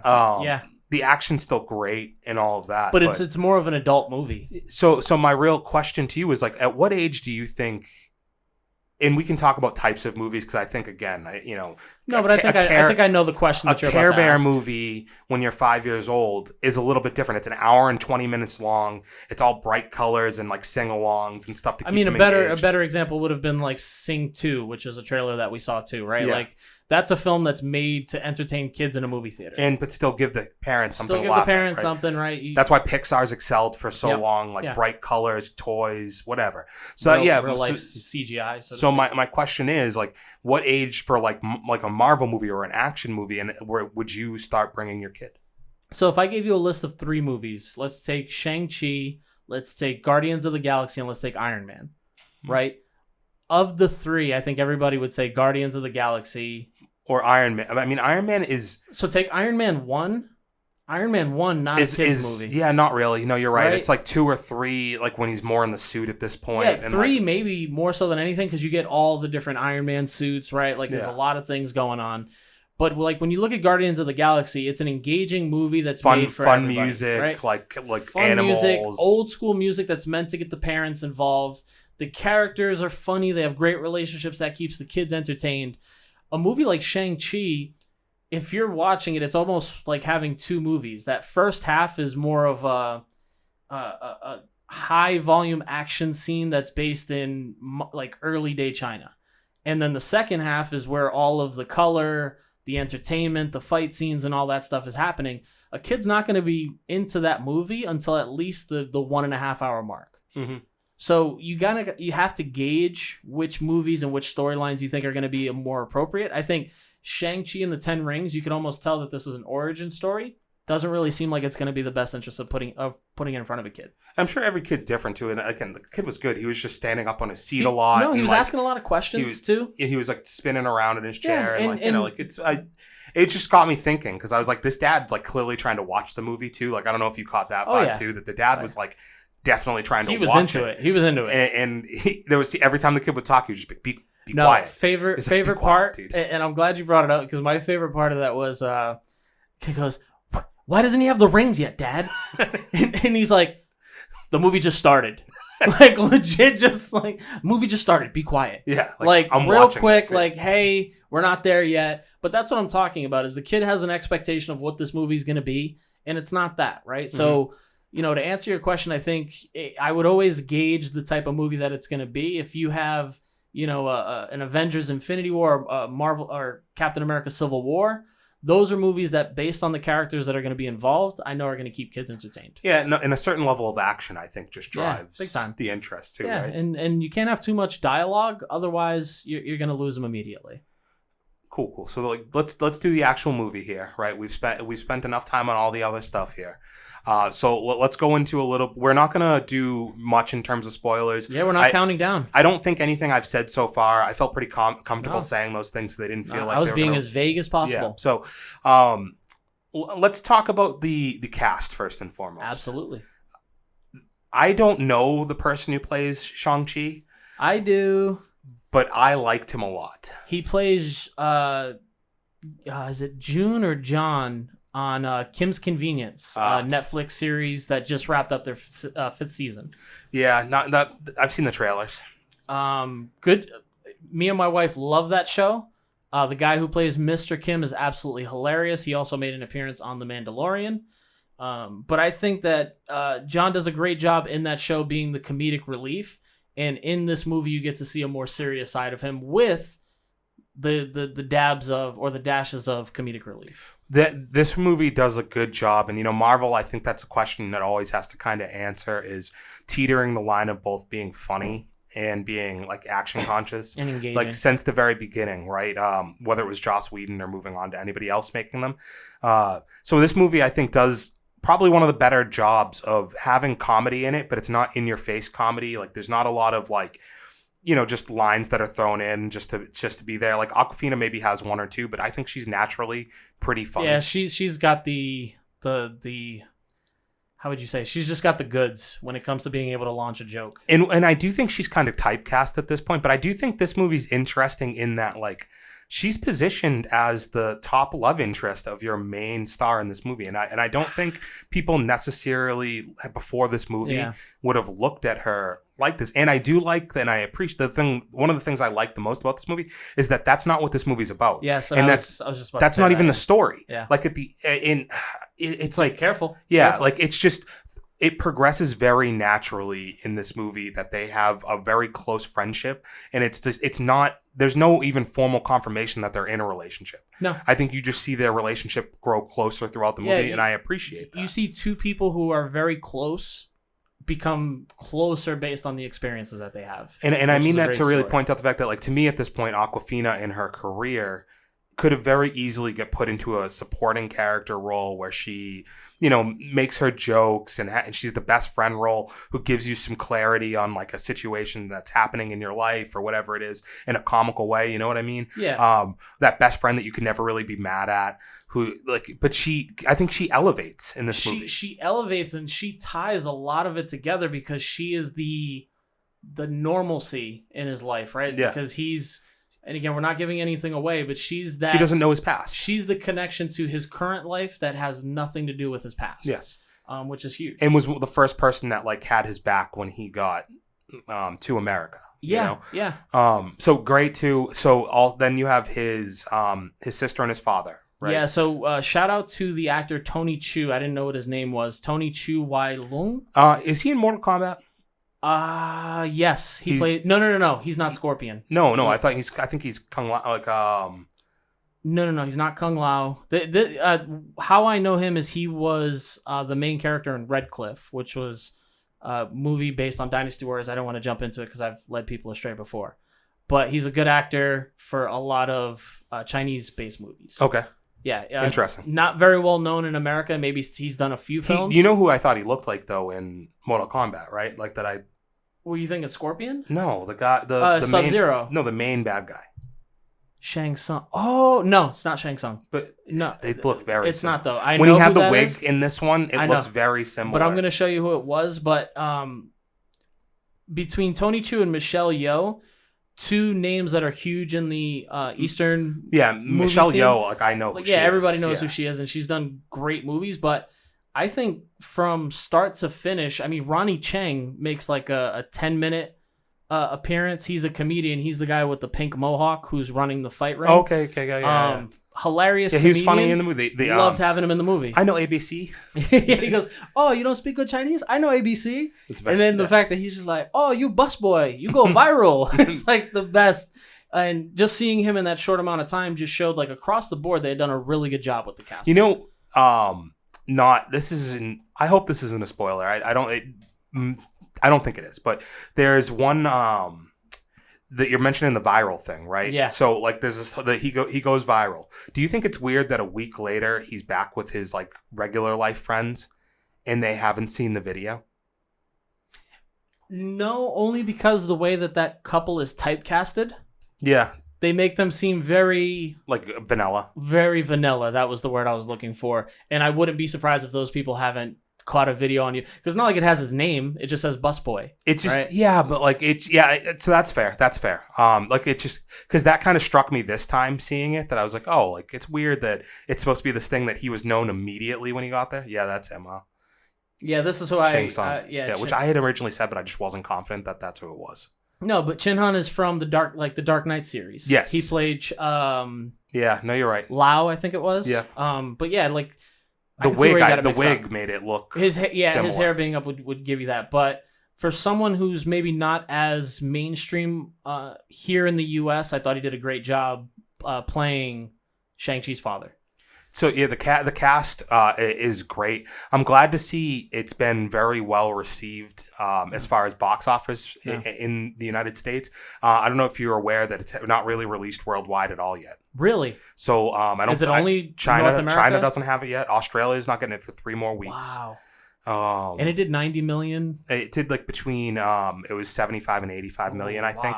That's... number one movie for Labor Day weekend, surpassing Halloween from 2018. Now, I know that you talked a lot about the visual differences between the two watches. What did you like? We've talked a little bit about the cast. What did you think of the storyline and the plot? I wanted to talk a little. How was it rolled out for you? First, I want to talk a little about the aesthetics of it. So to your point, you're talking about the look and the feel. The thing that drew me the most into this movie, and I'll say this, the first hour and a half of this movie, it was a top 5 Marvel movie for me. Okay. This movie answered a lot of the things that I was asking for with Black Widow and with G.I. Joe. With Snake Eyes. Yeah. Like, this had all of what props to D. D actually leaned over to me when I was at the movies on Thursday and said this to me, that like this is what Snake Eyes wanted to be. Yeah. In terms with of the hand-to-hand combat. Yeah, and like just like actually showing me these people fighting. This movie is like aesthetically, it's like Crouching Tiger kind of mixed with like a Jackie Chan, Jet Li style martial arts. So it's more of it's like an American viewed version of like Crouching Tiger. Yeah, you know, actually, right? That's a great way to look at it. So it has a lot of that feel, and I've just been yearning recently for the action movies of the 90s. Like I've been going back and watching You will not shut Jackie up about Chan, it, dude. right? So I just found myself the action. If you're an action movie fan, dude, like not just a Marvel fan, like I think if you're an actual action movie fan, even talking about earlier, Lethal Weapon 4, like that's Jet Li's like first entry into American cinema. like, Americanized movies. And his martial arts in that is great. Like his character work in that is great. And I look at this and I'm like, dude, like the hand-to-hand combat is incredible. That scene that I had seen where he, with the knife work that came out like a year ago for how long he had worked on it, seeing that in the movie, it's like a 2-minute scene. But it's awesome. It's very intricate, and you can see his hard work translate to the screen, right? Like there are moments where you almost think that they should have leaned on, like they could have leaned on CGI, but their willingness to keep the hand-to-hand combat as realistic as possible, I think, did wonders for the film. Like there's definitely wire work in this movie 100%. But it's not. But it's them doing it. Like this isn't the same gripe I had about Lethal Weapon, where it's like I can see the stunt doubles all the time. This movie doesn't suffer from that. Like you can see that the guy who plays Sean has like trained extensively for this movie, and everything. The second time seeing it, the choreographing was somewhat like stood out even more because I knew what was going to happen. So I wasn't focusing. Yeah, I wasn't so caught up in the story as much as I was able to just appreciate some of that stuff more this time.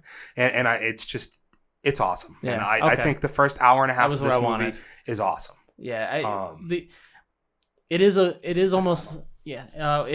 almost like a tale of two movies. And I know that you said that you rank it very high for that first hour and a half.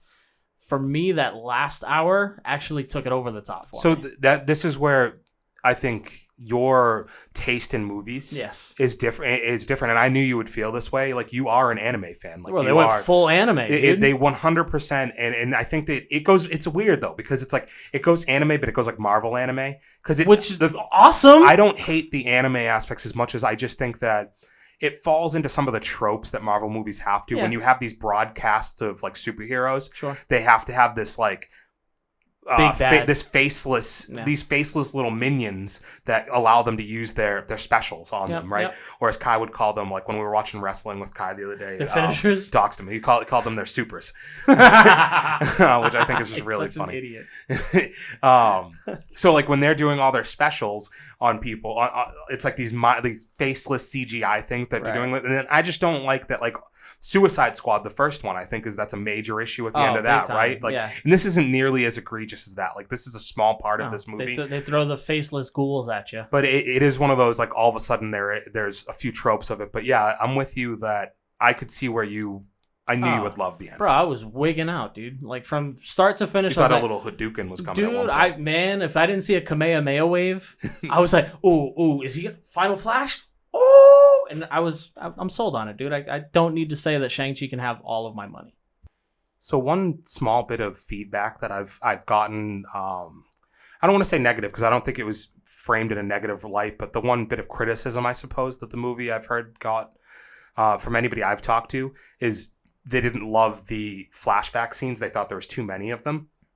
That's an interesting point. I didn't hate them. I do think that they were a bit scattered, and you could kind of tell that they were always giving you like half truths.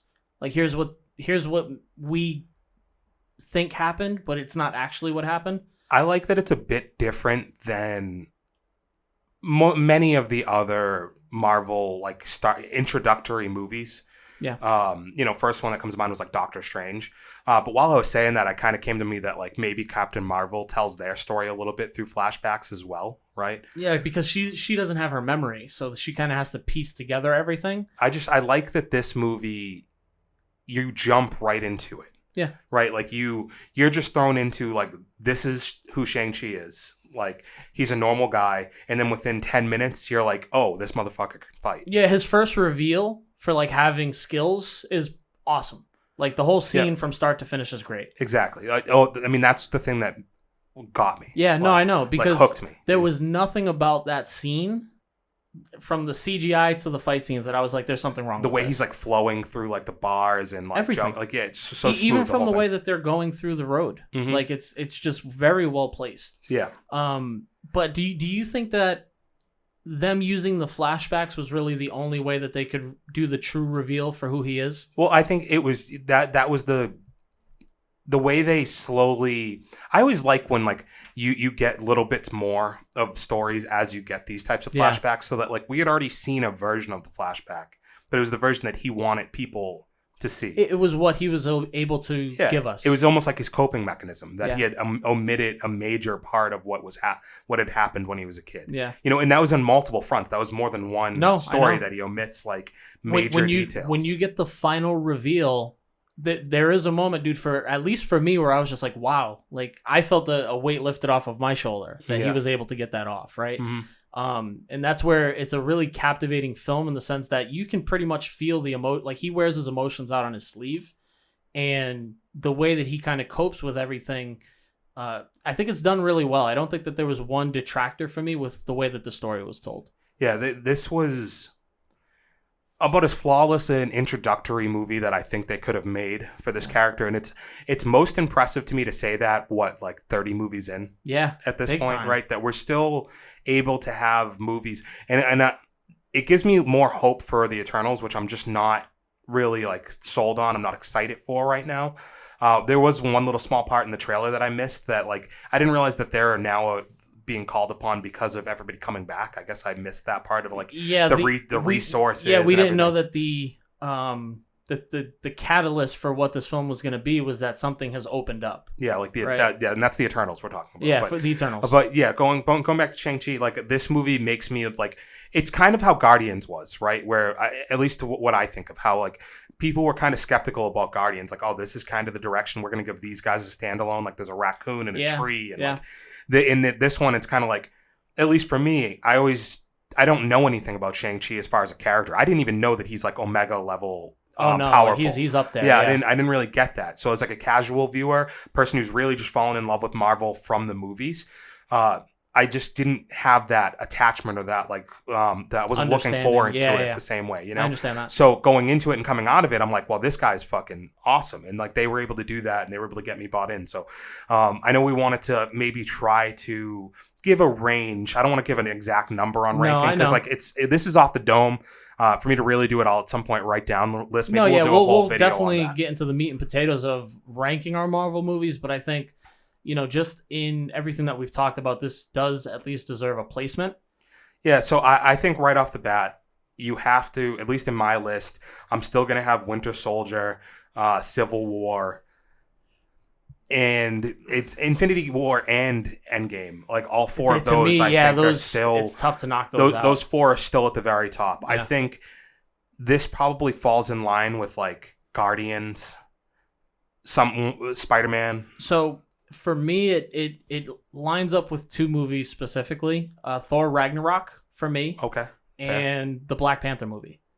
Okay, I have that further on my list, which is like a thing I get criticized. Black Panther wedged its way into my top 6, I would say. This stormed into the top 10 for me. I'm not ranking it. It stormed into the top 10. On second watch, I'll probably give you a better number. So I would have this, just outside of my top 5. It's somewhere between 5 and 10 is where I would put it, which is, I think, on first watch, pretty high praise for absolutely. the movie, right? And I hope, I'm looking forward to 3 months from now when I can see it at home, and I actually might see this one more time in the theaters. Since you've been bitching about the color and sound quality so much, I have to do it again. No, I think I'll go back to Southville. Stop outing our location. Jesus. I know people can listen to how the wind is blowing and look at the temperature and color outside and know exactly where we are based on a map, but you're not helping. I'm going to just go see it in Dolby again. Yeah, we're going to go see it in Dolby. Fucking idiot. I'm trying, dude. It's just, sometimes I think I'm just talking to a buddy. So it's safe to say it's up there for us as far as how we're ranking it. We'll come around second and third glance, maybe give a firmer ranking. I'll definitely talk about it again if I see it again, which I think I will. But I mean, we've already said that we would, but you never know. Stop backtracking on this. You never know. We're back in there, guys, because we're going to watch that again. But this has been a little bit of a long one, but I know that we both felt the need to really get all of this out there, right? I don't know if we ever set a time frame on ourselves, and when you have a back, like that middle portion that we had, dude. I don't even know what you're talking about. That was a whole different episode to me. It feels like it at this point, doesn't it? No, man, I'm glad that we had an opportunity to catch this film. I'm glad that, you you and wrestling are having a fallout that I can comfort you during. And the greatest falls make for the best comebacks. I don't think that's how that's said. And I appreciate the effort. Yeah, I'm like a phoenix rising from the ashes. And that's the old cliche right there. Lenny, where can they find us on the social medias? I've heard that if you go to that little one that has a bird on the front of it. The twits? Yeah, you can find us at Good Taste Live on Twitter. Oh, shit. And if they're all about the Foticos and the grams, they can catch us at For Those With Good Taste on Instagram. Si, senor. They could also do us a favor, please. Please, sir, could you do this one favor for us? Can I have some more chats and subscriptions, please? Yes, if you could just hit the like button, maybe drop a comment. That's way too nice, dude. Hey, like the damn channel, hit subscribe, smack on the bell for your notifications, and tell everybody that you care about. All right? Baba Ganoush. Because we've got good taste, you've got good taste, we're in Good Taste Studios, and you can catch us right here next time. Ain't that right, Len? That is 100% equivocally correct. You're damn right it is. Now go on, you filthy animals. Get out of here. Like, comment, share, subscribe. Hit us in the chat and get the hell out of here. It's you, McMuffin. You did it again. Hit him with it. Toodaloo. Love you. For those with good taste.